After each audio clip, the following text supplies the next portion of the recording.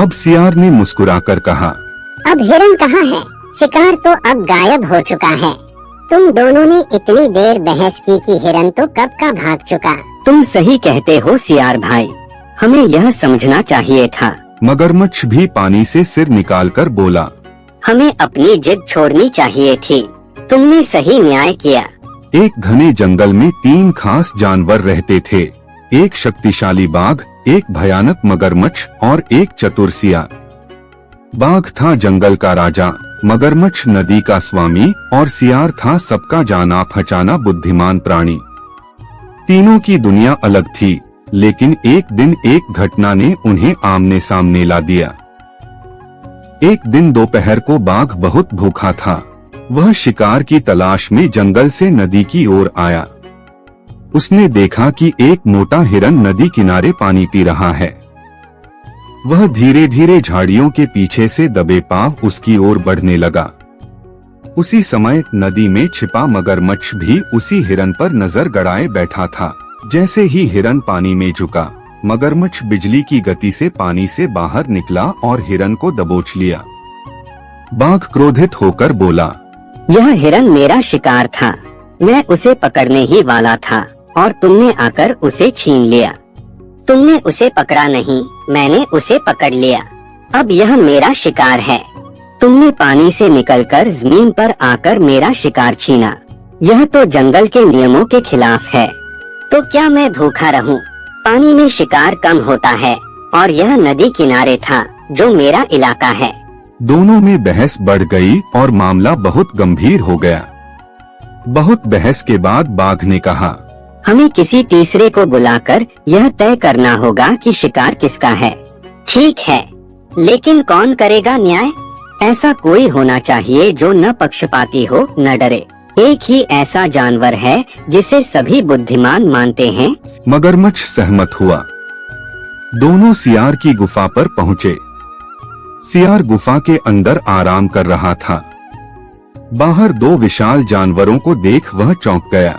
अरे बाघ महाराज और मगरमच्छ जी साथ में। सियार भाई, हम एक समस्या लेकर आए हैं। हमें तुम्हारे न्याय की आवश्यकता है। और सारा मामला ध्यान से सुना। फिर वह बोला, मैं न्याय करूँगा, पर एक शर्त पर। मुझे पूरी घटना को ठीक उसी तरह से देखना होगा जैसे वह हुई थी। तुम दोनों मुझे दिखाओ कि क्या हुआ। दोनों तैयार हो गए। तीनों मिलकर उस स्थान पर पहुँचे जहाँ घटना घटी थी। सियार ने कहा, बाघ भाई, कृपया दिखाइए कि आपने हिरन को कैसे शिकार करना चाहा। बाघ झाड़ियों में गया और शिकार की मुद्रा में धीरे धीरे हिरन की दिशा में बढ़ने लगा। अब तुम पानी में जाओ और दिखाओ कि तुमने कैसे हिरन को पकड़ा। मगरमच्छ पानी में चला गया और खुद को आधा डुबोकर छिप गया।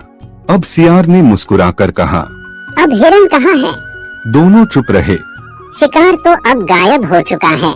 तुम दोनों ने इतनी देर बहस की कि हिरन तो कब का भाग चुका, और अब तुम दोनों शिकार से भी गए और समय से भी। बाघ ने सिर झुकाते हुए कहा, तुम सही कहते हो सियार भाई, हमें यह समझना चाहिए था। मगरमच्छ भी पानी से सिर निकालकर बोला, हमें अपनी जिद छोड़नी चाहिए थी। तुमने सही न्याय किया। इस घटना के बाद बाघ और मगरमच्छ ने आपस में फिर कभी झगड़ा नहीं किया। वे हर समस्या में सियार की राय लेने लगे। धीरे धीरे सियार पूरे जंगल का सलाहकार बन गया। उसके पास हिरण, हाथी, बंदर और यहाँ तक कि पक्षी भी सलाह लेने आने लगे। वह सबकी मदद करता था, बिना किसी लालच या पक्षपात के। एक दिन बाघ ने सियार को अपने दरबार में बुलाया और कहा, तुम्हारे जैसी बुद्धिमत्ता और न्यायप्रियता मैंने कहीं नहीं देखी। तुम ही असली राजा बनने योग्य हो। राजा बनने की मेरी कोई इच्छा नहीं। मेरा उद्देश्य तो सिर्फ यह था कि सब मिलजुल कर रहें और कोई अन्याय न हो। तब से तुम जंगल के बुद्धिराज कहलाओगे।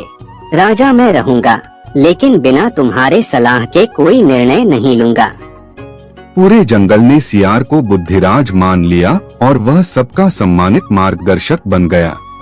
इस कहानी से हमें कई महत्वपूर्ण बातें सीखने को मिलती हैं। बल से नहीं, बुद्धि से कार्य करना चाहिए। झगड़ा और अहंकार हमेशा हानि ही पहुंचाते हैं। न्याय हमेशा शांत, निष्पक्ष और विवेकपूर्ण होना चाहिए।